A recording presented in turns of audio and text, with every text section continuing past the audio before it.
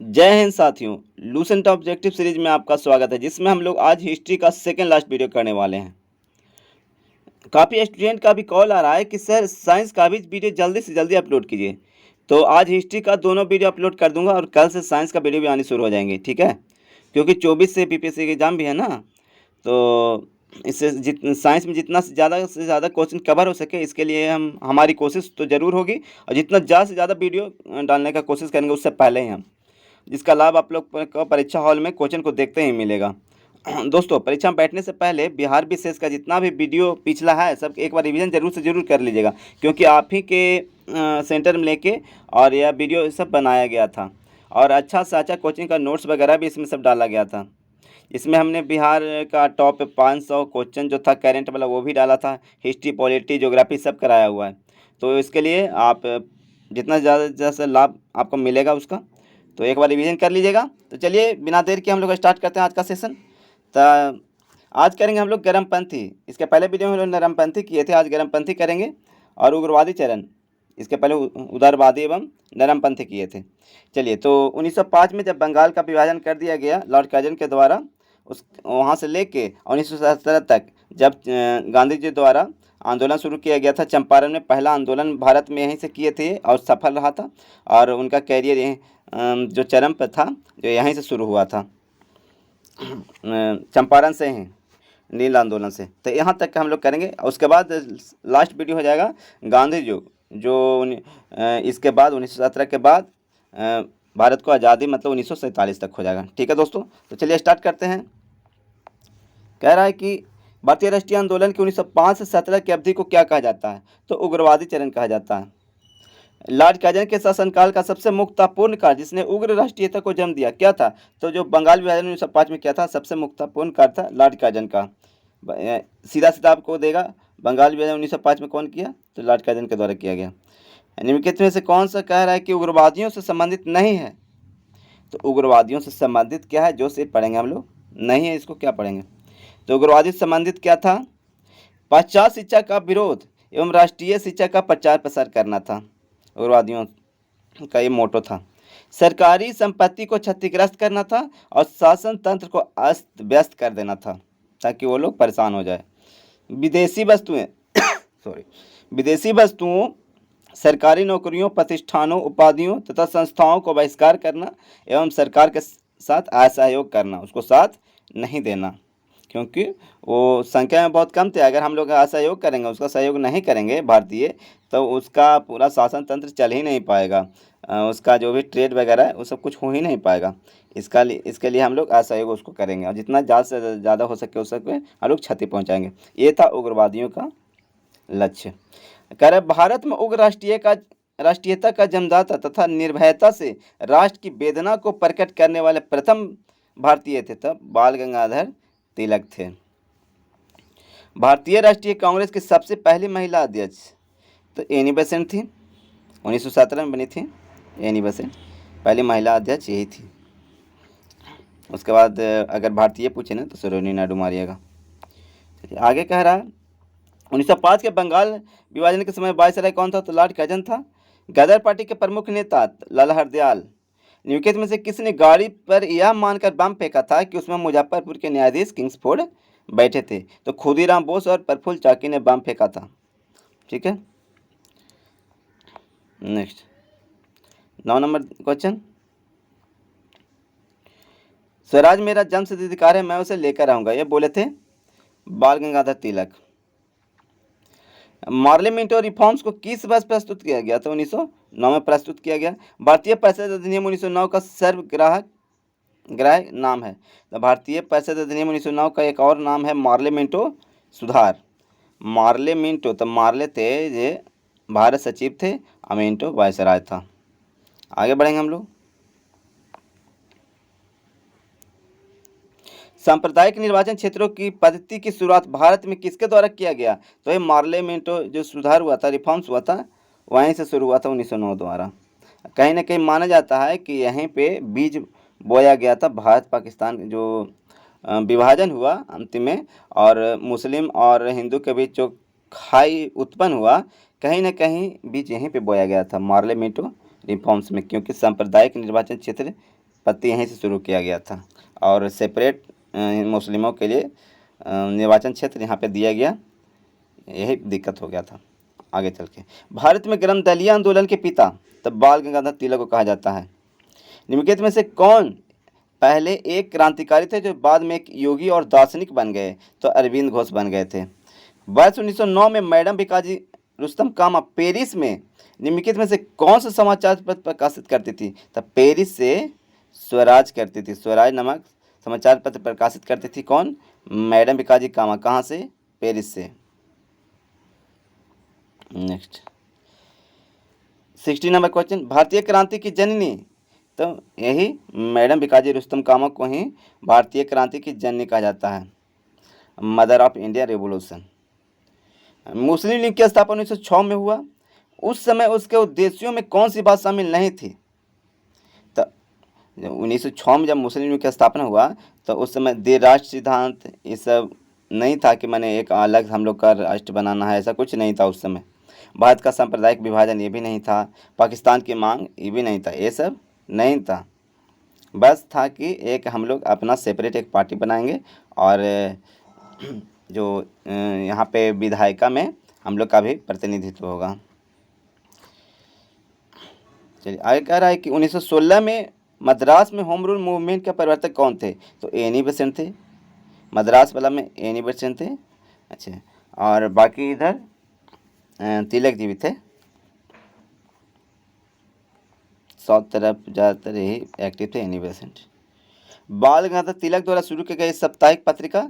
तो केसरी था। ठीक है दोस्तों, नेक्स्ट हम लोग 20 नंबर क्वेश्चन करेंगे। केसरी किन के द्वारा? तो बाल गंगाधर तिलक के द्वारा। शेर पंजाब यानी पंजाब केसरी भी कहा जाता है किनको? तो लाला लाजपत राय को। भारतीय इतिहास में 1912 का ऐतिहासिक महत्व क्या था? तो ऐतिहासिक महत्व 1912 का यह था कि राजधानी कलकत्ता से दिल्ली स्थानांतरित की गई थी 1912 में। अनुशीलन समिति संबद्ध है तो बी डी सावरकर से।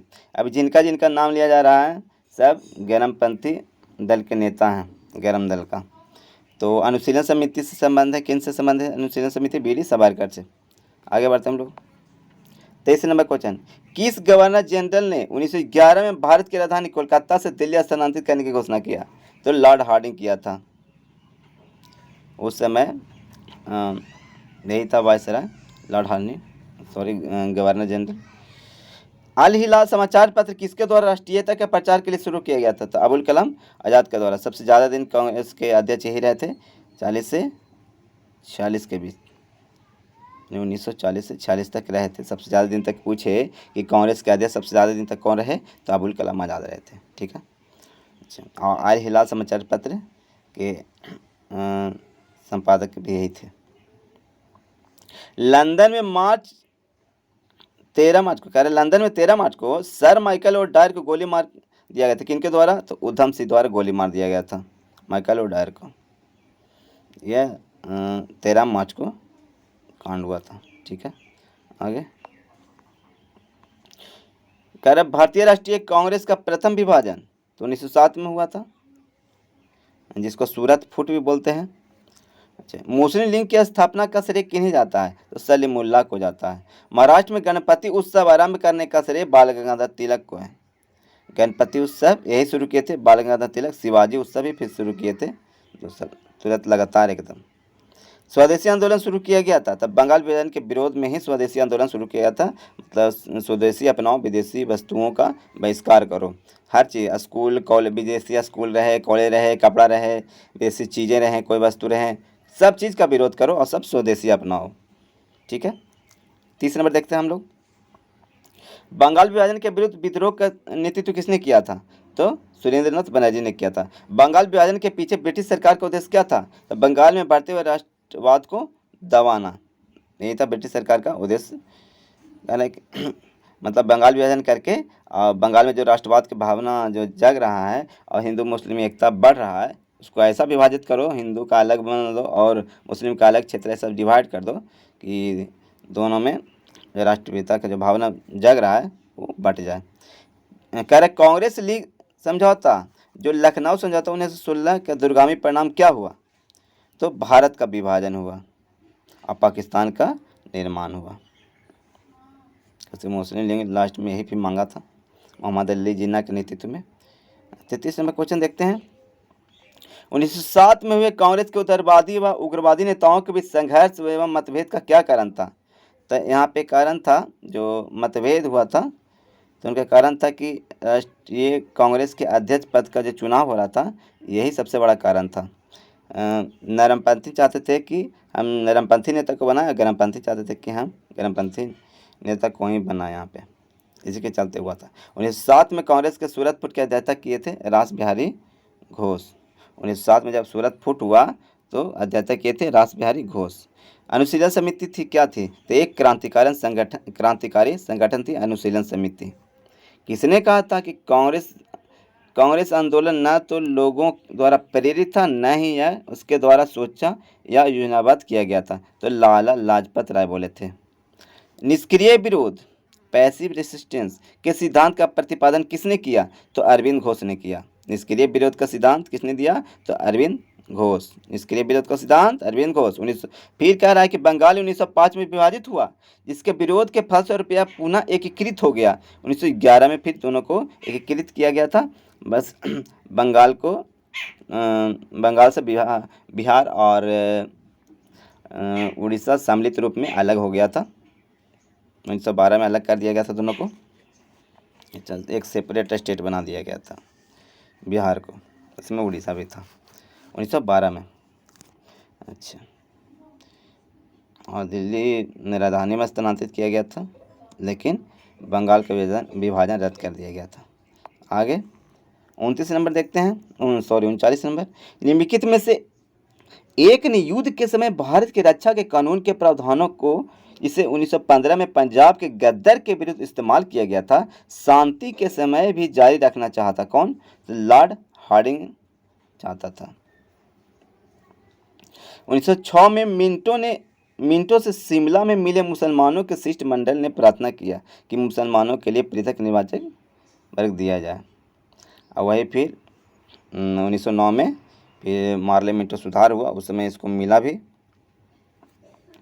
बंगाल विभाजन हुआ था, तो बंगाल विभाजन हुआ था 15 अक्टूबर 1905 को। 15 अक्टूबर 1905 को बंगाल विभाजन हुआ था। चलिए 1911 में निरस्त कर दिया गया था। अच्छा, निम्नलिखित में से कौन सा नेता कांग्रेस के गैरम दल से संबंधित? तो गैरम दल से अरविंद घोष। निम्नलिखित में से किस नेता को 1906 में कलकत्ता कांग्रेस अधिवेशन की अध्यक्षता की थी? तो दादा भाई नौरोजी ने किया था। 1906 में कलकत्ता अधिवेशन की अध्यक्षता दादा भाई नौरोजी ने किया था।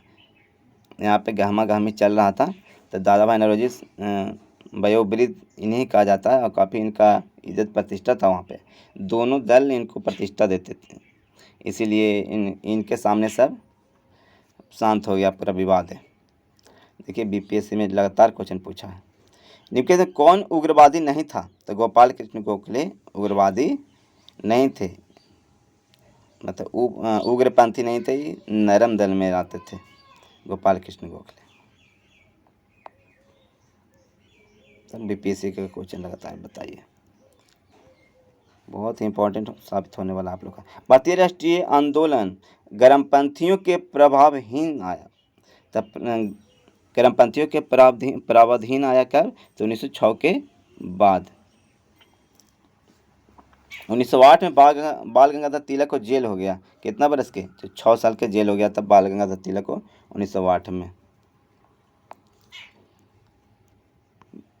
फिर कह रहा है कि बिहार बंगाल से अलग कब हुआ? तो 1912 में हुआ। अभी हम लोग चर्चा की, होम रूल आंदोलन भारत के स्वतंत्रता संग्राम के एक नए चरण का आरंभ होता था, क्योंकि इसने देश के सामने स्वशासन की एक ठोस योजना रखी थी। गदर पार्टी की स्थापना हुआ था 1913 में लाला हरदयाल के द्वारा। किसने ऑल इंडिया मुस्लिम लीग की स्थापना किया था? तो नवाब सलीमुल्लाह खान ने किया था ऑल इंडिया मुस्लिम लीग की स्थापना। निम्नलिखित में से किसका योगदान होम रूल लीग की स्थापना में नहीं था? तो टी.एस. अलकॉट का नहीं था। तो यानी कौन कौन किए थे होम रूल लीग की स्थापना? तो तिलक जी, एनी बेसेंट और एस सुब्रमण्यम अय्यर, ये तीनों मिल के होम रूल लीग की स्थापना किए थे। Bal Gangadhar Tilak, Annie Besant, S Subramania Iyer. ठीक है। गदर पार्टी छिड़ने का सबसे महत्वपूर्ण कारण क्या था? तो प्रथम विश्व युद्ध जब शुरू हो गया था, यही कारण था गदर पार्टी छिड़ने का, गदर क्रांति छिड़ने का। आगे, किस अधिवेशन में होम रूल समर्थक अपनी राजनीतिक शक्ति का सफलतापूर्वक प्रदर्शन कर सके? तो कांग्रेस का 1916 का लखनऊ अधिवेशन हुआ, उसमें। वारिंद्र कुमार घोष के क्रियाकलापों ने एक गुप्त क्रांतिकारी संगठन को बंगाल में जन्म दिया। तो कौन से संगठन को? अनुशीलन समिति को। किसने भारतीय राष्ट्रीय कांग्रेस के विरुद्ध अनुनय, विनय और विरोध की राजनीति का दोष लगाया था? कि कांग्रेस को बोला था कि आप अंग्रेजों के सामने अनुनय, विनय और विरोध की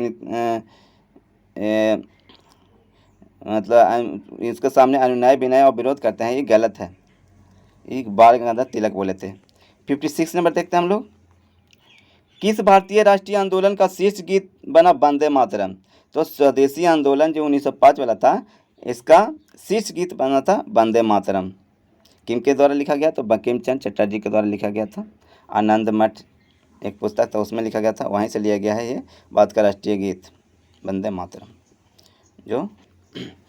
चलिए आगे बढ़ते हैं हम लोग। 57 में निम्नलिखित में से एनी बेसेंट द्वारा निकाले जाने वाले दो अखबार। तो एनी बेसेंट एक कॉमनवेल्थ और एक न्यू इंडिया, ये दोनों अखबार निकाल देते, कॉमनवेल्थ और न्यू इंडिया। किनके द्वारा? एनी बेसेंट के द्वारा। पूछता है कॉमनवेल्थ और न्यू इंडिया किनके द्वारा? एनी बेसेंट के द्वारा। अतिवादियों एवं उदारवादियों के पुनर्मिलन की प्रक्रिया में प्रमुख शिल्पी की भूमिका निभाए थे एनी बेसेंट। जैसे 1917 में दोनों जब मिले थे, 1916 में जब दोनों का पैचअप हुआ था, उग्रवादियों का और अतिवादियों का, उदारवादियों और अतिवादियों का, मतलब नरम दल और गरम दल मिले थे, इसमें प्रमुख भूमिका निभाए थे एनी बेसेंट। यहाँ पे मोहम्मद अली, मुस्लिम लीग भी मिल गया था, सब मिल गया था, सब एक हो गए थे 1916 में। अंबिका चरण मजूमदार यहाँ पे अध्यक्षता कर रहे थे कांग्रेस का। चलिए 59 नंबर क्वेश्चन देखते हैं हम लोग। तो 59 नंबर क्वेश्चन कहता है कि निम्नलिखित में से किस भारतीय अशांति के जनक के रूप में जाना जाता है? तो बाल गंगाधर तिलक को जाना जाता है। 1915-16 में 2 होम रूल लीग आरंभ की गई थी, इसके नेतृत्व में तो तिलक एवं एनी बेसेंट के नेतृत्व में आरंभ किया गया था। राष्ट्रीय आंदोलन की अवधि में जिस घटना ने मतभेद के बीज बोए एवं अंततः देश का विभाजन कराया, वो विधानसभा में मुसलमानों के लिए पृथक निर्वाचन क्षेत्र एवं स्थानों का करवाया था। चलिए आगे। अभिनव भारत नामक अंग्रेज विरोधी संगठन की स्थापना किए थे वीर सावरकर। इसने मोहम्मद अली जिन्ना को हिंदू मुस्लिम एकता का दूत कहा था। तो सरोजिनी नायडू ने कहा था मोहम्मद अली जिन्ना को हिंदू मुस्लिम एकता का दूत। यहाँ तक कि जो महात्मा गांधी थे ना, जो मोहम्मद अली जिन्ना को बोले थे कायदे आजम, बाद में यह सब धोखा दे दिया था ये मोहम्मद अली जिन्ना। लाल बाल पाल त्रिगुट का कौन व्यक्ति भारतीय राष्ट्रीय कांग्रेस का अध्यक्ष हुआ? तो लाला लाजपत राय बने थे। लाल बाल पाल में कौन कौन आते हैं? तो लाला लाजपत राय, बाल गंगाधर तिलक और बिपिन चंद्र पाल आते हैं। 65 नंबर देखेंगे, और तीनों गरम दल के नेता थे। मुस्लिम लीग का प्रथम अध्यक्ष तो आगा खां था। मुस्लिम लीग के प्रथम अध्यक्ष आगा खां। गीता रहस्य नामक ग्रंथ किसके द्वारा लिखा गया? तो बाल गंगाधर तिलक लिखे थे गीता रहस्य। कामागाटा मारू जब प्रकरण हुआ था, वो कनाडा की यात्रा पर निकला एक जहाज था कामागाटा मारू। कनाडा की यात्रा पर निकला एक जहाज था कामागाटा मारू। इसमें काफ़ी लोग मारे गए थे जब वो लौट के आया था वहाँ से। कनाडा में उसको उतरने नहीं दिया गया था। चलिए आगे इसको चर्चा करेंगे हम लोग, लंबा वीडियो हो जाएगा फिर। कांग्रेस की प्रार्थना और याचिका की नीति अंतर्गतवा समाप्त हो गई, बाल गंगाधर तिलक के नेतृत्व में समाप्त हो गई। अच्छा, फिर व्यक्ति और जनरल है तो मिलाएंगे हम लोग। तो चलिए, श्यामजी कृष्ण वर्मा तो इंडियन सोशोलॉजिस्ट, चलिए के संपादक थे, इंडियन सोशोलॉजिस्ट के संपादक श्यामजी कृष्ण वर्मा। आगे देखेंगे कि चलिए भिखाजी कामा तो भिखाजी कामा हो जाएंगे द तलवार के। एनी बेसेंट तो कॉमनवेल्थ के हो गए अरविंद घोष वंदे मातरम के। ठीक है दोस्तों। 70 नंबर क्वेश्चन हम लोग देखेंगे। निम्नलिखित घटनाओं का सही अनुक्रम क्या है? तो सही अनुक्रम क्या है? तो सबसे पहले कामागाटा मारू प्रकरण हुआ, उसके बाद तिलक होम रूलिंग आया, उसके बाद महात्मा गांधी का भारत आगमन। मतलब ये अरे यार सॉरी, हाँ, कामागाटा मारू प्रकरण 1914, उसके बाद तिलक होम रूल आ गया था। यहाँ पे आ जाएगा सबसे पहले कामागाटा मारू, उसके बाद 3 नंबर में आ जाएगा 3, ये तो महात्मा गांधी भारत आगमन तो 1915 में हुआ, और तिलक का होम रूल तो हो गया 1993। चलिए, तो यहाँ पे सही हो गया ये। आगे देखेंगे हम लोग 2 3 1। सूरत फूट कह रहा है कि सूरत फूट के बाद कांग्रेस किसके हाथ में आ गया? तो गरम दल वालों के हाथ में आ गया सूरत फूट के बाद कांग्रेस। आगे कह रहा है कि सॉरी, नरम दल वालों के हाथ में आ गया था। जब सूरत फूट हुआ तो नरम दल वाला और गरम दल वाला अलग हो गए, तो कांग्रेस के फिर त्याग दिए थे गरम दल वाले। तो यानी पूर्ण रूप से नरम दल वाले के हाथ में आ गया था कांग्रेस। राजनीतिक स्वतंत्रता राष्ट्र की प्राण वायु है, यह बोले थे अरविंद घोष बोले कि राजनीतिक स्वतंत्रता राष्ट्र की प्राण वायु है। राष्ट्रीय शोक दिवस कब मनाया गया था? तो बंगाल विभाजन शुरू होने के दिन मनाया गया था राष्ट्रीय शोक दिवस। एनी बेसेन कांग्रेस के अध्यक्ष कब निर्वाचित हुई? तो कलकत्ता अधिवेशन 1917 में मनोनीत हुई थी। किसने कहा था कि तिलक भारतीय शांति के जनक हैं? तो वी चिरोल कहा था। इस पे मानहानि का केस भी ठोके थे तिलक जी, वी चिरोल पे। मुजफ्फरपुर में किंग्स फोर्ट की हत्या का प्रयास किसने किया? कब किया गया था? तो 1908 में। लॉर्ड हार्डिंग ने बंगाल विभाजन किस वर्ष रद्द कर दिया था? तो 1911 में। अलीपुर बम कांड में अरविंद घोष का बचाव किस वकील ने किया था? CR दास ने किया था। 79 नंबर। वर्ष 1916 में मुस्लिम लीग और कांग्रेस के बीच समझौता कराया था कौन? तो एनी बेसेंट ने करवाया था। शिल्पी की भूमिका या निभाए थे शिल्पी का, मैंने एनी बेसेंट समझौता यही करवाए थे। निम्नलिखित में से किस एक ने 1916 में लखनऊ में आयोजित भारतीय राष्ट्रीय कांग्रेस के अधिवेशन की अध्यक्षता किए? तो अंबिका चरण मजूमदार ने किया था। भारतीय स्वतंत्रता संग्राम के संदर्भ में 16 अक्टूबर 1905 निम्नलिखित कारणों किस लिए प्रसिद्ध है? तो इसी दिन बंगाल विभाजन लागू हुआ था, मैंने भांग लागू हुआ, भांग मतलब बंगाल विभाजन लागू हुआ था 16 अक्टूबर 1905 में। अच्छा, 82 नंबर क्वेश्चन देखेंगे। बाल गंगाधर तिलक ने राष्ट्रवाद की भावना को जन सम्मान के बीच विस्तारित करने का प्रयास किया। कह रहा बाल गंगाधर तिलक ने राष्ट्रवाद की भावना को जन सम्मान के बीच विस्तारित करने का कोशिश किया। सही है। तिलक ने दक्कन में अकाल पीड़ित लोगों को सहायता के लिए स्वयं सेवकों का एक दल संगठित किया। हाँ, दोनों सही यहाँ पे। चलिए आगे बढ़ेंगे हम लोग।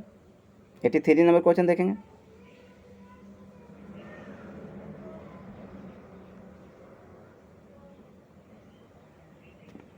एनी बेसेंट ने होम रूल आंदोलन के दौरान कांग्रेस और मुस्लिम लीग के साथ समझौता किया। ठीक है, यही करवाए थे। एनी बेसेंट ने महसूस किया कि होम रूल आंदोलन के लिए आम जनता का समर्थन पाना आवश्यक था, इसीलिए सबको मिलाए। ठीक है, बहुत अच्छा, ये हो जाएगा सही। लिखित में कौन था जो कावेरी षड्यंत्र कांड में फांसी की सजा से बच गया था? तो चंद्रशेखर आज़ाद थे, जो काकोरी षड्यंत्र हुआ था उसमें फांसी की सज़ा से बच गए थे। बाद में ये जो पार्क में जो चल रहा था, मुठभेड़ चला था अंग्रेज़ों के साथ में, इसमें खुद के गोली मार लिए थे चंद्रशेखर आज़ाद, लेकिन फांसी की सज़ा इनको नहीं हुआ था। किनको हुआ था? तो अशफाक उल्ला खां, राजेंद्र लाहिड़ी और राम प्रसाद बिस्मिल, तीनों के काकोरी षड्यंत्र कांड में फांसी की सज़ा हुआ था। ये पूछता है कि काकोरी षड्यंत्र कांड में निम्न में से किसे हुआ या किसे नहीं हुआ, यानी याद रखें किसे हुआ, इससे छटा जाएगा। तो अशफाक उल्ला खां, राजेंद्र लाहिड़ी और राम प्रसाद बिस्मिल, तीनों के सज़ा हुआ था फांसी का। 85 नंबर क्वेश्चन देखेंगे। निम्नलिखित में से किसने स्वदेशी आंदोलन का नेतृत्व दिल्ली में किया था? तो सैयद हैदर रजा। इस स्वदेशी आंदोलन का नेतृत्व दिल्ली में ही किए थे। यूपीएससी में क्वेश्चन पूछा हुआ है 2011 में।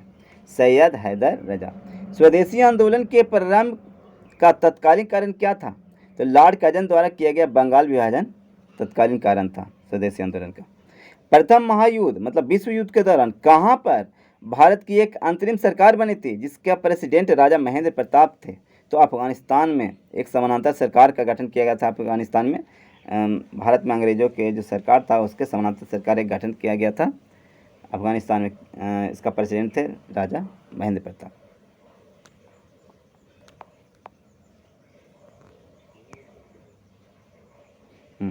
निम्नलिखित में से किस आंदोलन के कारण भारतीय राष्ट्रीय कांग्रेस का विभाजन हुआ जिसके कारण नरम दल और गरम दल का उद्भव हुआ? तो स्वदेशी आंदोलन।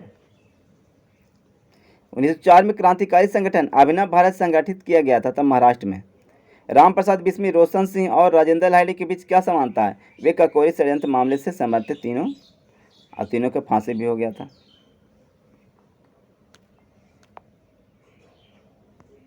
निम्नलिखित में से किस कारागार में पंडित राम प्रसाद बिस्मिल को फांसी दिया गया था? तो गोरखपुर कारागार में राम प्रसाद बिस्मिल को फांसी दिया गया था। ठीक है दोस्तों, आज का सेशन समाप्त हुआ। एक वीडियो और आएगा गांधी युग, वो आज ही हम अपलोड कर देंगे। दोनों आज ही अपलोड हो जाएगा। आज पूरा ख़त्म हिस्ट्री का पूरा लेसन का जितना भी है वो ऑब्जेक्टिव वाला काफ़ी ख़त्म हो चुका है। लगभग 2500 से 3000, 2500 से ज़्यादा 3 से 3500 हम लोग क्वेश्चन कवर कर चुके हैं इसमें। तो चलिए, इसका लाभ आप लोग को मिलेगा परीक्षा हॉल में। पूरा वीडियो का रिवीजन एक बार ज़रूर कर लीजिएगा तेज़ी में, जैसे 1.5 पे करके या 1.25 करके पूरा रिवीजन आप लोग कर लीजिएगा। एक बार कर ही के जाइएगा परीक्षा हॉल में। ठीक है दोस्तों, तो जय हिंद आज के लिए।